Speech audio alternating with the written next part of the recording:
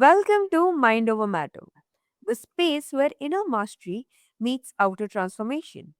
Today's guest, Michael Ostrolenk, is a pioneer in human optimization, a transpersonal therapist, master coach, and thought leader whose life's work bridges neuroscience, resilience, and consciousness. Together, we'll explore how to build deeper connections, cultivate courage, and design a life on unshakable resilience. Welcome to the show, Michael. It's Thank such an you. I honor. appreciate. Mhm, Sorry, I appreciate you having me on. mhm. So, Michael, your journey started at just 9 years old with meditation and biofeedback, a remarkable foundation for self mastery. So, how did those early year experience shape your understanding of resilience today? Yeah, I was really fortunate. Although I had some health and educational challenges, I had an amazing therapist, Mrs. Pat Lawson, and she's the one who taught me biofeedback, guided imagery, meditation. And this is in the late 70s, early 80s. So you can imagine the technology is not as cool as it is today. But because of those experiences over those years working with her, I got to see how it's quite possible to I didn't have this language then, but my experience was quite possible to manage one's nervous system through mantra, through breath, through movement practices, that we're not at the effect of our feelings or our thoughts, that we can actually learn to manage them towards higher ends. And in fact, use stress can be good, but chronic stress is not so good.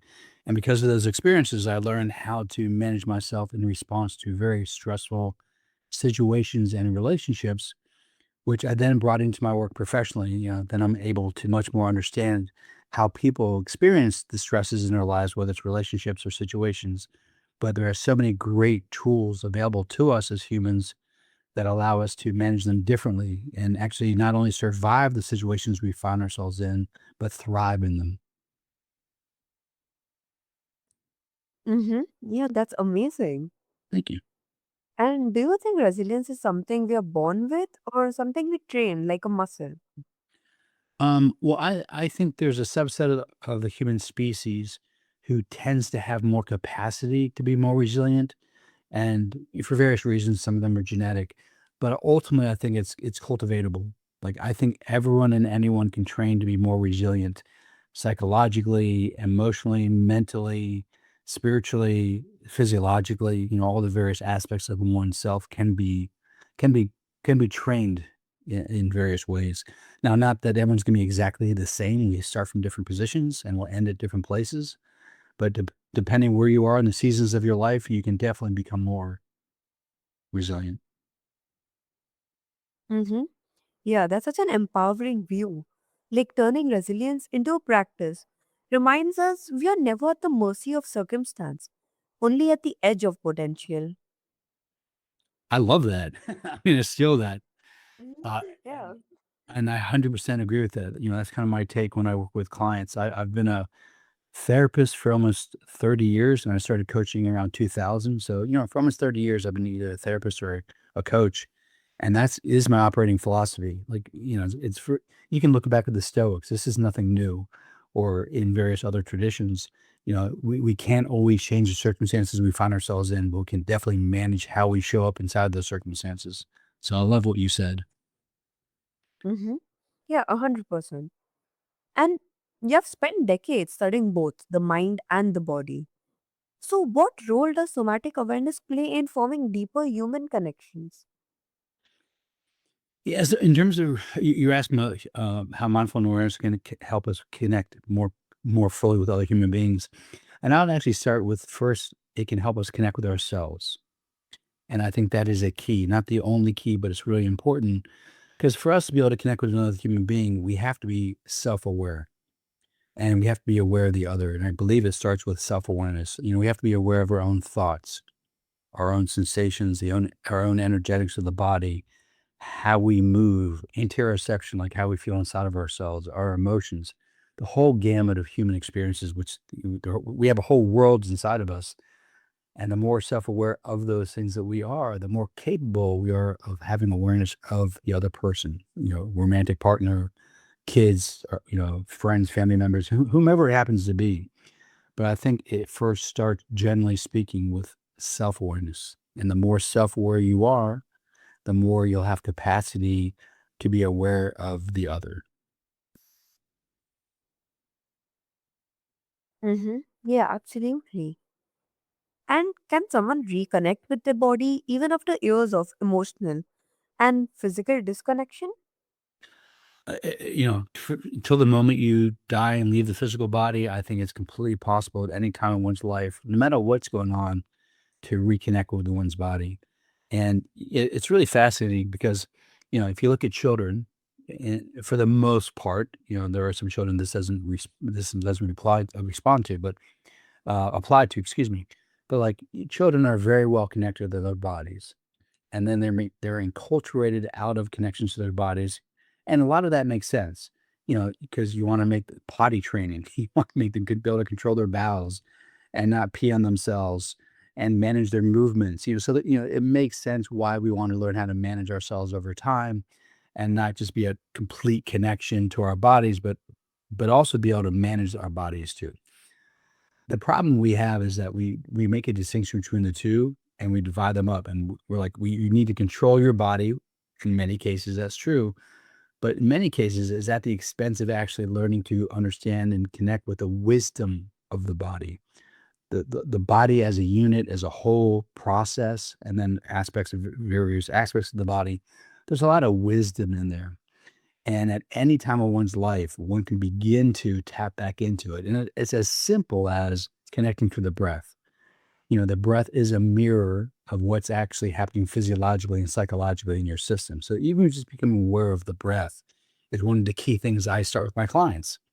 Once you know how you breathe, whether it's deep, slow abdominal breathing or shallow breathing in the chest, or however you do your breathing, then you're becoming much more aware of like, ooh, my breath is a reflection of how I feel, think, and respond in the world or react in the world. And that is the first step to what I would call self mastery, is the first awareness of how you do these certain things like breathing. And then over time, you can master your breath towards higher ends. But at any time in one's life, you can start connecting first with the breath, the posture, the muscle tone, various organ systems, and anything that at possibility of connecting to and gaining access to the wisdom there, until one passes, obviously. Then that's a whole other conversation. Mm-hmm. Yeah, that insight is profound. Like, it reframes connection not as communication alone, but as a full bodied presence. Yeah, and it's so interesting because I've been in this field for almost 30 years now, coaching and as a psychotherapist, and it's very unfortunate that mostly, and this is not true for every therapist and every coach or every school of psychology, but most of them are just recognizes what happens between the ears, basically. Thinking, how you think, what you think about your thinking, which is really important. Cognition is really important, but there seems to be a lot less connection to what's happening. I don't. This isn't exactly true, but below the neck, like how you breathe, your posture, your muscle tone, all those things are so important, both to be for self-reflective purposes and access to the wisdom of the body, but also to be engaged with another person in a really intimate manner.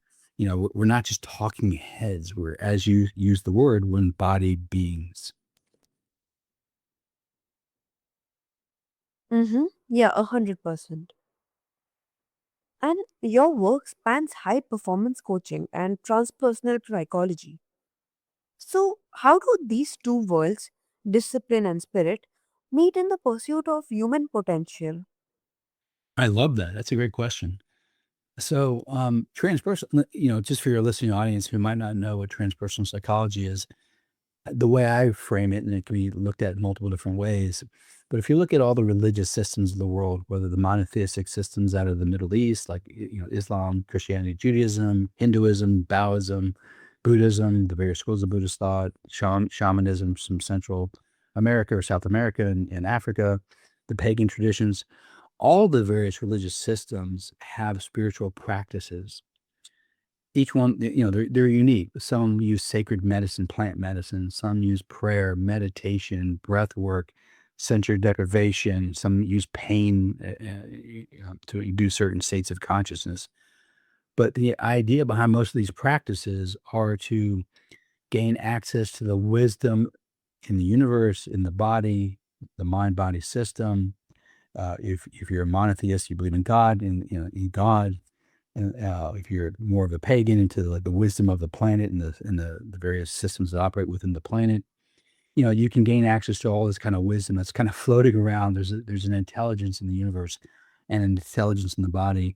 And it can open your heart so you can be more loving, caring, compassionate. It can free the body from contractions. It can open your mind so you can think more systemically and such.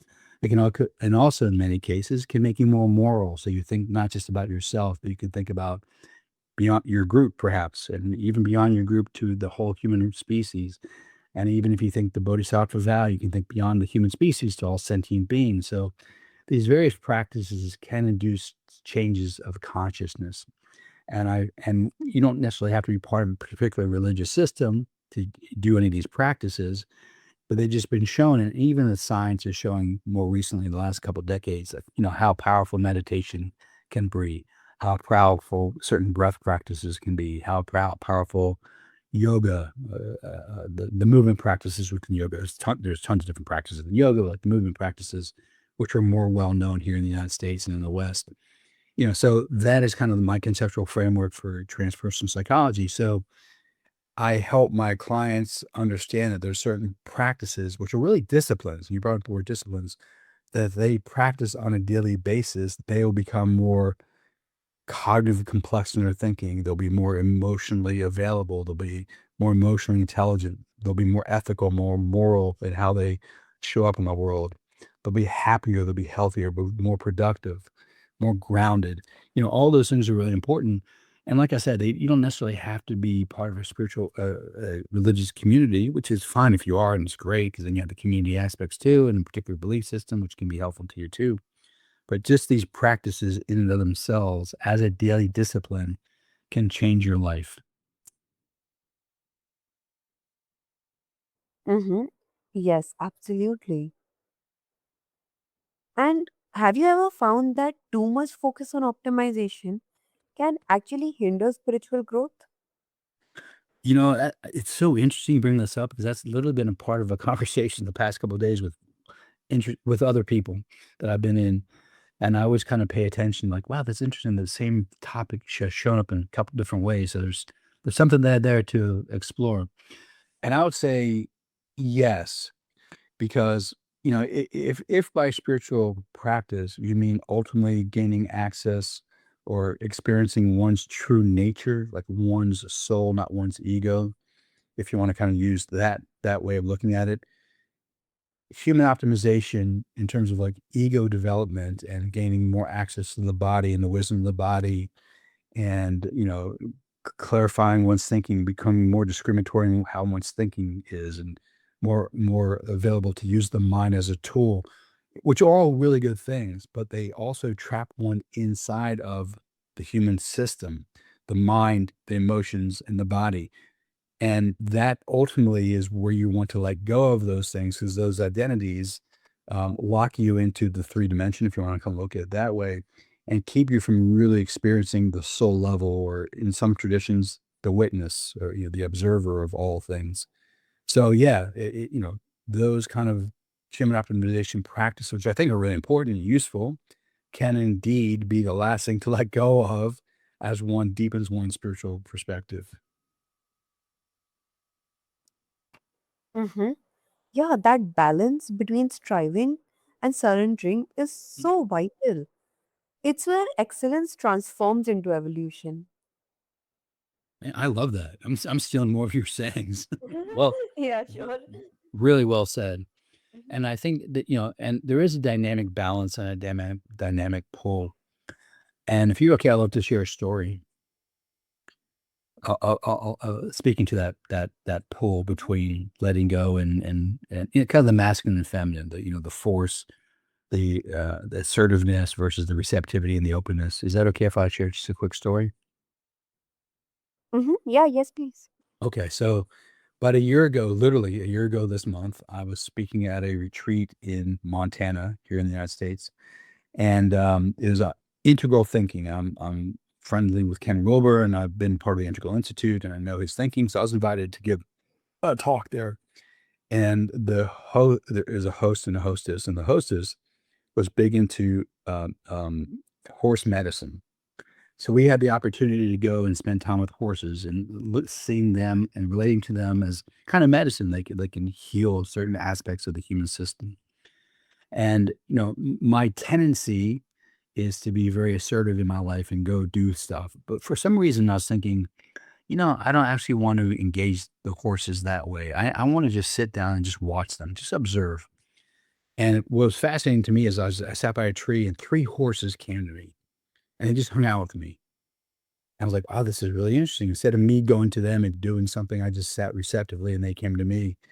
And then I started petting one of the horses. And then I had the realization, like, I'm doing something. I'm doing, like, once again, I'm acting in the world. I'm like, I don't really want to act in the world. I'm just be receptive to the world. So I walked away and I sat by a tree, another tree, and the horse came back to me, just hung out with me. And that was a big lesson to me in kind of the surrender. I heard you use the word surrender, surrendering to what is as opposed to enforcing my will onto the world. But I think both are important, and it's a dynamic balance between the 2, and in some people's lives, at sometimes it's important for them to be more assertive in the world and enforce their will onto the world and change the world based on their vision of the world, and other times, it's important for them to surrender to what is, and I think that for me, like, a great example, like, wow, I'm really good at the willpower thing. I'm just gonna surrender to what is, and it's a beautiful experience because, like I said, the horses just came and loved on me for a couple hours. Yeah, that's great. Thank you. And you also talk about courage as the boldness to act decisively. And in a world filled with uncertainty, how do we cultivate that kind of courage daily? That's a great question, and I always say, and I use this particular framework: first person, second person, and third person. First person is what happens inside of you, your feelings, your thoughts, your sensations, your perspective, your worldviews. Second person is someone else in your life that you engage with in a relationship, and third person is something you can measure objectively. So let me walk through courage. When I work with my clients, I always recommend what my friend Dennis Stoika, who's also a coach, former Marine and law enforcement officer, he wrote a book and he talked about 1% better every day. It's a warrior approach to life. And although I encourage some of my clients, depending where they're at in their life, to really dig deep and find something that really scares them and to do the big thing, for the most part, it's the little things that build up the capacity for more and more courage over time. So in first person, and what I would suggest to any person listening to this, like, "Oh, I want to have more courage." I was like, okay, what does courage mean to you? First, clearly define it for yourself. What behaviors would indicate to you that you're being courageous? And this doesn't have to be huge things. Like literally find the lowest hanging fruit, something that minorly scares you. Cool. Then make a commitment to yourself that, okay, this thing, whatever this thing is that scares me, I'm gonna do today. I'm gonna do this week. Like, I'm gonna do this as a daily practice that if I find things in my life, small things that scare me, my commitment is I'm gonna do them no matter what, no matter even if they scare me. And the more you do that, so you like building the confidence in yourself with even 1% better every day, the smaller things, that way when the big things come, you're more capable of facing them because you're building that muscle. It's like you wouldn't go to the gym and start lifting heavy weights if it's your first time to the gym. You lift lighter weights to build some capacity, and then you can build strength over time. So you can do heavier weights. Well, that's the same with courage. Find the small things, build them up, build your capacity. That's first person. Second person is like, hey, find someone in your life, a friend, a coach, a therapist, your spouse, whomever happens to be. It could be a couple of people, and have asked them for support to support you in doing these small things. So you have an accountability partner, accountability buddy. That's really, really important because that can keep you, honest with yourself because you have to be honest with them what you're actually doing. And then in third person, something objective that can be measured. Is there any aspect of these things that you want to do that can be measured? Because if you can measure it, then you can show improvement over time. So you'll feel better about yourself subjectively, like, hey, I've done this thing. I've faced my fear and I've done this thing, which is awesome. You'll have a second And second person, a second party say to you, "Hey, great job. I'm really proud of you for, facing that fear and doing the thing." And if it can be measured, then you can measure it and show improvement over time. That also can be self-fulfilling. That can also make you feel more confident because, like, you know, I did this thing, and next time I did it twice even better than the first time I did it, and then three times better, and I can measure it. So if you can do it in first, second, and third person, or at least two of those things, it can go a long way to increasing your capacity for more courage, and then taking the risks in your life to, live a life that's not based on survival, like I said earlier, but on thriving. Like, more and more courage you have to take on life, the more of a thriving life you'll have. Mm-hmm. Yes, definitely. And is there a personal moment when fear nearly stopped you but courage carried you forward? Yeah. So, wow, that's a great question. A quick story. So, I was actually in graduate school prior to going to my graduate work into psychology. I was actually in the middle of an MBA program, and long story, while I was in that program, but a friend of mine was killed. I've known since elementary school, after kindergarten. Um, and then a month later, my one of my teachers in my program committed suicide. So it was really a hard time for me, and it caused me what Carl Jung would call the dark night of the soul, kind of reflecting on one's life and like, am I living the kind of life I really want to be living? And I had the realization, no. And I had to ask myself, what's the kind of life I really want to live? And it was a study of the things that we first talked about at the very beginning of this conversation that I learned when I was 9: the biofeedback, the guided meditation, the the meditation, the guided imagery, all the kind of inner work, the self-mastery work. That's what really floated my boat. And so you could say that then I had the courage to drop out of my MBA program, although I was doing really well and I was pretty close to graduating. And I moved out west. I was actually in on the East Coast, and I moved out to California to start a whole new graduate program in transpersonal psychology and then postgraduate work in somatic psychology. So you could say that that was a courageous step to drop everything that I was used to, that I was planning on doing, dropping it, moving out west for something that really drove my heart. It was more of my bliss. Mm-hmm. Yeah, that's such a human story. Like, it reminds us courage isn't the absence of fear, it's the decision to move through it consci- consciously. Right on. Right. 100%. Mhm. Yeah. I'm stealing half the things you're saying. He has some great Yeah, concepts and absolutely. sayings Go for it. So, Michael, thank you for showing us that resilience, courage, and connection all begin in the same place, within. And to everyone listening, remember, the mind can be your greatest battlefield or your most sacred ally. Cultivate awareness, lead with heart, and keep mastering the art of being fully human.